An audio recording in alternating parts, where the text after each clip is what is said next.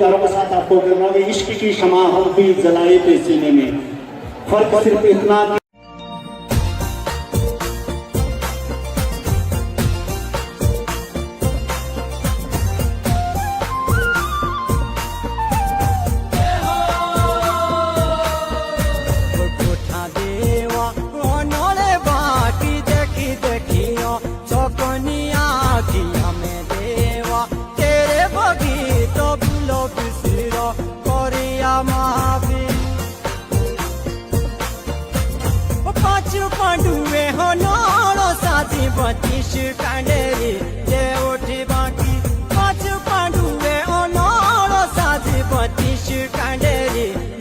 कि नमस्कार, सुप्रभात सभी साथियों को नमस्कार। आज जो है जौनसार भाबर के खूबसूरत प्रकृति की पर्यावरण की खूबसूरत वादियों में और प्रकृति की गोद में यहाँ का मनमोहक दृश्य नज़ारा आप देख सकते हैं। चारों तरफ देवदार के वृक्ष, बांज, बुरांस, केल, अनेक सारी वनस्पतियाँ जो है इस क्षेत्र में देखने को मिलती। ये क्षेत्र भले ही भौगोलिक आकार में काफ़ी ज़्यादा पिछड़ा था, वक्त के साथ यहाँ बहुत कुछ बदला है और वक्त के साथ यहाँ के वो पुराने रीति रिवाज, अनेक सारी सांस्कृतिक रीति रिवाज, यहाँ के कई सारे नृत्य, नाटक, बोली, भाषा जिस तरह से कई सदियों पुरानी चलती आई है, उसी तरह से यहाँ की जो धरोहर पौराणिक सांस्कृतिक आज भी उसी तरह से यहाँ के लोग मनाते हैं। जौनसार भाबर की वो पुरानी सांस्कृतिक हो, यहाँ के रीति रिवाज, यहाँ के त्योहारों की, दांगुड़ी झुमेली गीतों की प्रथा और नृत्य नाटक के क्षेत्र में यहाँ के लोगों ने अपनी एक छाप छोड़ी है। और जौनसार भाबर एक कला की दृष्टि में और पर्यावरण की सृष्टि में काफ़ी एक सुंदरता, यहाँ पहाड़ों की आप देख सकते हैं, चारों तरफ आपको देवदार के पेड़ नज़र आएंगे। और अभी हम जो है विकास नगर से चकराता होते हुए त्योणी के पास जो हनोल मंदिर है, मासूदेव मंदिर है, वहाँ की तरफ आज हमारी यात्रा है। और आज इस सफ़र में अनेक सारी यहाँ की सांस्कृतिक हो, यहाँ के रीति रिवाज हो, बहुत सारी ऐसी रीति रिवाज सांस्कृतिक हैं जिससे आज लगातार हम रास्तों से गुजरते हुए रूबरू हो रहे हैं। और जौनसार भाबर के लोगों ने ही यहाँ की धरोहर सांस्कृतिक हो, यहाँ के रीति रिवाज हो, यहाँ के कई सारे त्यौहार हो, लगातार आज भी जिंदा रखे हैं। और जौनसार भाबर में कहीं ना कहीं उत्तराखंड की आत्मा बसती है। हालांकि यहाँ बुनियादी सुविधाओं का अभाव है, लेकिन पर्यावरण प्राकृतिक का विरासत का यहाँ अंबार है। चारों तरफ अगर आप देखेंगे प्राकृतिक का मनमोहक सुंदर नज़ारा आपको देखने को मिलेगा। वक्त के साथ यहाँ बहुत कुछ बदला है, यहाँ के हालात बदले हैं और इस क्षेत्र में आज भले ही बुनियादी सुविधाओं का अभाव है, ये काफ़ी सीमावर्ती और दूरस्थ क्षेत्र का एरिया है। यहाँ आज भी लोग अपनी खेती बाड़ी और पर्यटक के क्षेत्र में कई सारे स्वरोजगार के संसाधन जिन पे यहाँ के लोगों की आजीविका निर्भर है। और यहाँ के लोगों ने लगातार जिस तरह से उत्तराखंड के बाकी अन्य ज़िलों से लगातार पलायन लगातार बढ़ रहा है, लगातार शहरों की तरफ पलायन रुख कर रहे हैं, यहाँ के लोगों ने इतनी भीषण परिस्थितियों के बाद भी, कई सारी कठिनाई चुनौतियों के साथ भी अपना जीवन जीने का एक सरल तरीका जो है इन पहाड़ों में अपनाया है। और कहीं ना कहीं उत्तराखंड की आत्मा जो है इस जौनसार भाबर में बसती है।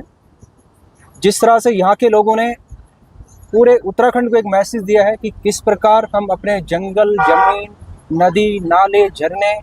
और अपने प्राकृतिक संसाधनों पे अपना हक अधिकार, जिस तरह से यहाँ एक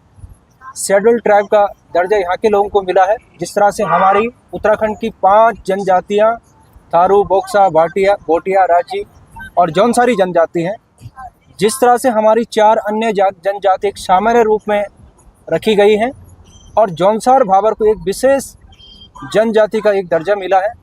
और इस जनजाति का दर्जा मिलने के बाद यहाँ के लोगों के हक अधिकार, यहाँ के लोगों के मौलिक अधिकार, किसी भी प्रकार का कोई हनन शोषण नहीं है। जिस तरह से पहाड़ों में आज के दिन बाहर से आए हुए माफिया लगातार पहाड़ को आज पूरे अपने गिरफ्त में ले रखे हैं, और कहीं ना कहीं आज जौनसार भाबर जो है, यहाँ कोई भी फॉरेस्ट लैंड हो, रिजर्व लैंड हो, एग्रीकल्चर के सेक्टर में हो, कॉमर्शियल लैंड हो, उस पर केवल केवल और केवल यहीं के लोगों का अधिकार है। और बाहर के लोग यहाँ किसी भी प्रकार की, चाहे जंगलों में हो, चाहे यहाँ के रोजगार पे हो, चाहे यहाँ के व्यवसाय पे हो, कोई भी डाका नहीं डाल सकते। उसका उदाहरण है, यहाँ के लोगों को एक विशेष अधिकार प्राप्त है और जिस अधिकार के तहत यहाँ के लोग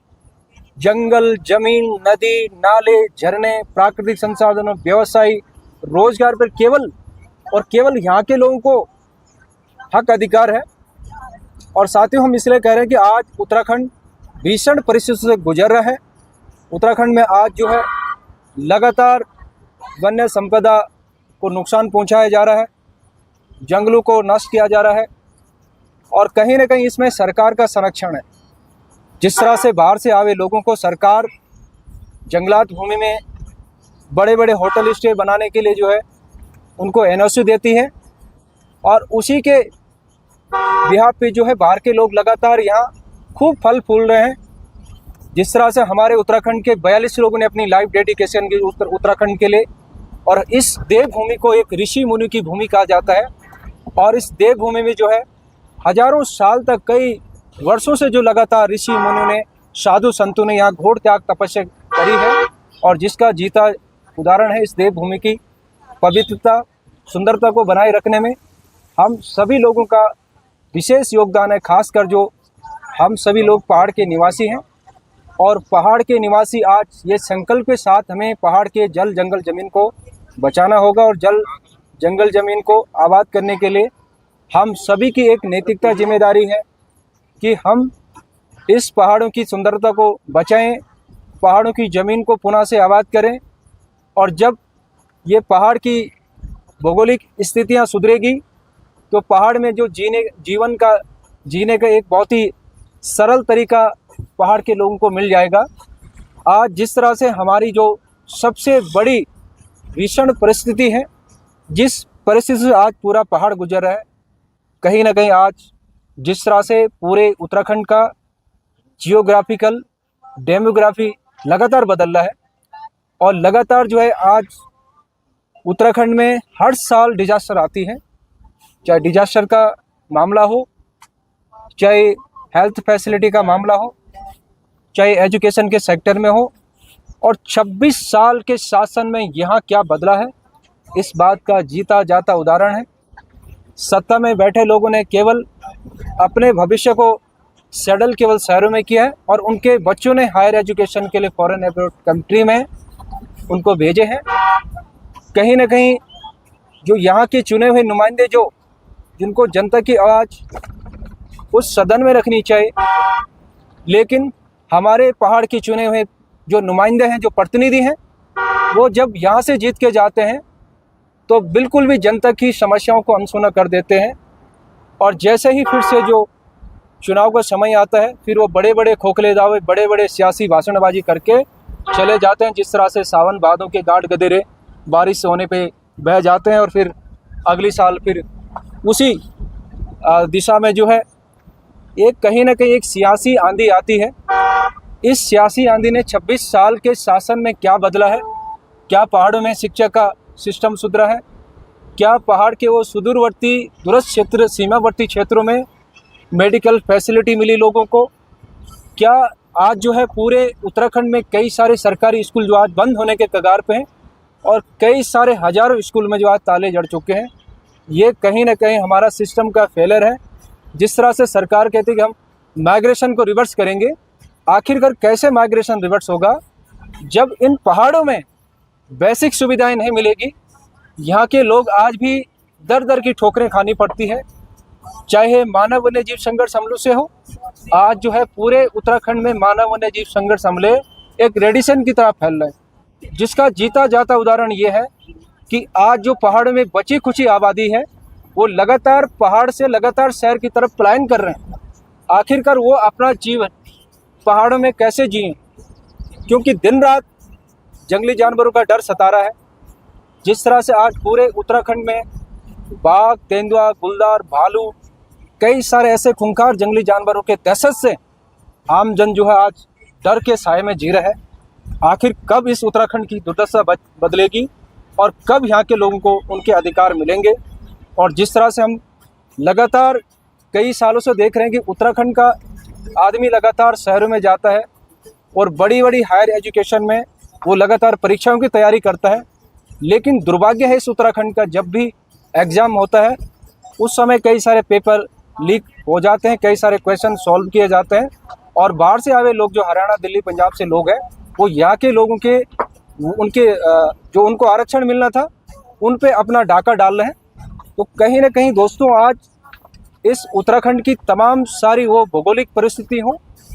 तमाम सारी आम जनमानस की बुनियादी सुविधाओं को कैसे ज़मीन पे उसको इम्प्लीमेंट किया जा सकता है,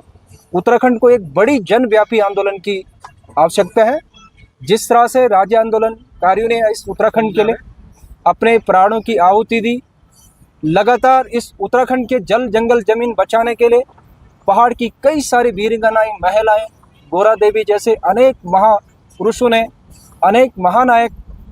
राज्य नहीं पूरे देश और राष्ट्र के लिए अपना सर्वोच्च त्याग, तपस्या, बलिदान समर्पित किया है। और आज हमें इस उत्तराखंड में जो है कहीं ना कहीं हमारे लोगों के साथ एक सौतेला व्यवहार किया जा रहा है कि आखिरकार जो हमारा 74 में डिस्ट्रिक्ट शेड्यूल एक्ट के नाम से हमें एक विशेष अधिकार था, जिस तरह से आज देश के 10 राज्यों में ये एक्ट इम्प्लीमेंट है और ये एक्ट हमारे से 74 में हमारे से वापस लिया गया और इस पूरे उत्तराखंड को जो है नॉन रेगुलेशन एरिया में घोषित किया गया। आज जिस तरह से उत्तराखंड में बांग्लादेश से, पाकिस्तान से जो शरणार्थी आए थे उनको सरकार उनको यहाँ की मूल निवास का दर्जा दे रही है, लेकिन जो पहाड़ों में जिनका जीवन, जिनका जन्म पहाड़ों में हुआ, उनके साथ आज किस प्रकार का सौतेला व्यवहार है। जबकि इन जंगल ज़मीनों पे हमारा अधिकार होना चाहिए था, इन नदी नालों पे हमारा अधिकार होना चाहिए था, लेकिन दुर्भाग्य है हमारे देश के प्रधानमंत्री कहते हैं कि हमारा उत्तराखंड जो है मेरा एक गृह क्षेत्र है, उत्तराखंड से मेरा काफ़ी ज़्यादा लगाव है। लेकिन जब हम बुनियादी सुविधाओं की बात करें, रोजगार की बात करें, आरक्षण की बात करें, संस्कृति की बात करें, आखिरकार इसमें सरकार का क्या हस्तक्षेप है? केवल सियासी दावेबाजी हो रही है। और जिस तरह से आज उत्तराखंड का जियोग्राफिकल डेमोग्राफी लगातार बदल रहा है, ये कहीं ना कहीं आने वाले समय में अगर यही हालत रही, अगर ये हालत नहीं बदले तो आने वाले समय में कहीं ना कहीं हम आने वाले भविष्य में हम पहाड़ों में जो है भूमिहीन हो जाएंगे। जिस तरह से पहाड़ों में कई सारे आबाद ज़मीन थी, कई सालों से जो लोग जिनकी आजीविका उन खेती कृषि बाड़ी पे निर्भर रहती थी, आज कई सारे उत्तराखंड के ऐसे क्षेत्र हैं जहां आज पूरी तरीके से जो है वो आबाद ज़मीन जो है आज पूरे बंजर की कगार पे है। और सरकार आने वाले समय में कोई एक ऐसी पॉलिसी लाने वाली है कि जो हमारे बंजर खेती ज़मीन है उसको कहीं ना कहीं फॉरेस्ट एरिया में घोषित करेगी। इसलिए दोस्तों आज समय है और समय की मांग है कि हम सही समय पे जाग जाएं, और सही समय पर हम जागेंगे तभी आने वाली हमारी पीढ़ियां, हमारी नस्लें जो है इस उत्तराखंड में शांति से जी सकती है। और जब हमारे राज्य आंदोलनकारियों ने काफ़ी लंबा संघर्ष सड़कों से लेके लगातार मैदान से लेके दिल्ली तक कई बड़े बड़े जनव्यापी अनिश्चितकालीन आंदोलन किए हैं, एक सामूहिक रूप से बड़ी बड़ी लड़ाई लड़ी है, जिसका जीता जाता उदाहरण जिस तरह से लगातार हम कहते हैं कि हमें उत्तराखंड कोई वीक में नहीं मिला है, बल्कि उत्तराखंड हमें उन वीर शहीद आंदोलनकारियों की शहादत का एक प्रतीक है, जिसके माध्यम से लगातार जो हमें शहीद आंदोलनकारियों का सपना था कि हमारा अलग राज्य का दर्जा मिलेगा, तो हमारे लोगों को आरक्षण मिलेगा, वनों पे हमारा अधिकार होगा, जल जंगल पे हमारा अधिकार होगा। जल जो आज उत्तराखंड में कई सारे जो वाटर रिसोर्सेस हैं वो लगातार सूख रहे हैं, वाटर कंजर्वेशन की बहुत बड़ी समस्या है। और फॉरेस्ट एरिया में जब भी कहीं भी किसी फॉरेस्ट रिजर्व एरिया में अगर कोई पहाड़ का आदमी कहीं भी अगर पेड़ों की लोपिंग, घास, चारा पत्ती लेने के जाता है तो किस तरह से वन विभाग उनके साथ तानाशाही दिखाता है। तो कहीं ना कहीं ये जो केंद्र सरकार का जो एक ऐसा कानून है जिसके तहत जैसे मैंने कहा कि मानव वन्य जीव संघर्ष हमले जो लगातार बढ़ रहे हैं, क्योंकि इसकी भी लड़ाई एक बहुत बड़ी जनव्यापी लड़ाई लड़नी होगी। और ये संघर्ष तभी तक रहेगा जब तक लगातार पहाड़ के लोग एकजुट नहीं होते हैं, पहाड़ में लोग एक साथ एकत्रित होकर सड़कों पे जनव्यापी संघर्ष नहीं करते हैं। और जिस तरह से ह्यूमन वाइल्ड लाइफ कॉन्फ्लिक्ट का लगातार एडिशन उत्तराखंड में फैल रहा है, इसका कहीं ना कहीं जो शेड्यूल 1 का जानवर है, जिसको कि वाइल्ड लाइफ वार्डन के ऑर्डर पे ही उसको शूट आउट करने का ऑर्डर दिया जाता है, और पहाड़ के लोगों में जिस तरह से कहीं भी किसी भी एरिया में अगर कहीं ज़्यादा विल्ड एनिमल की हंटिंग होती है, कहीं थ्रेट होती है या कोई ऐसी डेंजर कंडीशन में होता है, तो कहीं ना कहीं वाइल्ड लाइफ का अंडर सेक्शन 11 एक्ट साफ तौर से ये कहता है कि जब तक जो है वो मैनिटर साबित नहीं होता है, तब तक जो है उसको जो है शूट आउट नहीं किया जा सकता है। तो तमाम सारी कहानी है दोस्तों, बहुत लंबी कहानी है इस उत्तराखंड की, और लगातार हम लोग प्रयास कर रहे हैं। हमारे साथ पहाड़ संवाद के संपादक दीपक रावत जी हैं, जो लगातार पहाड़ों के प्रति लगातार उनकी लगाव जुड़ी है, पहाड़ों के प्रति काफ़ी चिंता है, और कहीं ना कहीं हमारा प्रयास है। हमारे साथ भुवनचंद पांडे जी हैं, वरिष्ठ, एक पर्यावरण से काफ़ी जुड़ाव उनका, और लगातार शहर में रह के भी लगातार वो हमेशा ही पहाड़ों की बात करते हैं, हमेशा ही पहाड़ के जल जंगल ज़मीन को बचाने की बात करते हैं। और कहीं ना कहीं जो हम एक 5th शेड्यूल की मांग कर रहे हैं, 5th शेड्यूल के अंदर हमारी जो तमाम सारी लड़ाई हैं, उन सारी समस्याओं का सॉल्यूशन हो जाएगा जब ये उत्तराखंड में 5th शेड्यूल लागू होगा, और तभी हमारे जो मौलिक अधिकार हैं, हमें अधिकार मिलेंगे। और ख़ासकर हम आज ऐसे क्षेत्र में आए हैं, जौनसार बाबर क्षेत्र में है, जहाँ से बहुत सारे अनुभव, बहुत सारे हमें ऐसी चीज़ें देखने को मिली हैं, और ग्राउंड लेवल पे हमने बहुत ज़्यादा एनालाइज किया है कि आखिरकार यहाँ के लोगों के पास जो है विशेष अधिकार है, जिसके तहत यहाँ के लोग जो है पहाड़ के जल जंगल ज़मीन पे उनका अधिकार है। और सबसे बड़ी बात तो ये है कि यहाँ के लोगों ने अपनी संस्कृति को, अपने पूर्वजों की विरासत को बचाया है, और एक जौनसार बाबा ने पूरे उत्तराखंड को, चाहे संस्कृति के क्षेत्र में, जिस तरह से हमारी आज उत्तराखंड की संस्कृति धीरे धीरे विलुप्त हो रही है, और हमारे पहाड़ के लोग, जो हमारे पहनावा थे, जो हमारी बोली भाषा थी, जो हमारी अनेक सारी प्रथा थी, आज कहीं ना कहीं हमारे नया जो यूथ मॉडल है, नया जो यंग जनरेशन है, वो कहीं ना कहीं जो आज वेस्टर्न कल्चर की तरफ ज़्यादा आकर्षित हो रहा है, वेस्टर्न कल्चर की तरफ ज़्यादा अट्रैक्शन हो रहा है। लेकिन पहाड़ों की जो हमारी कल्चर्स हैं, यहाँ के फेस, नॉवल, हिस्ट्री, बहुत सारे ऐसे कल्चर है जिनसे आज लगातार हमारे जो आज की नई पीढ़ी है वो लगातार कहीं ना कहीं दूर हो रही है। नमस्कार।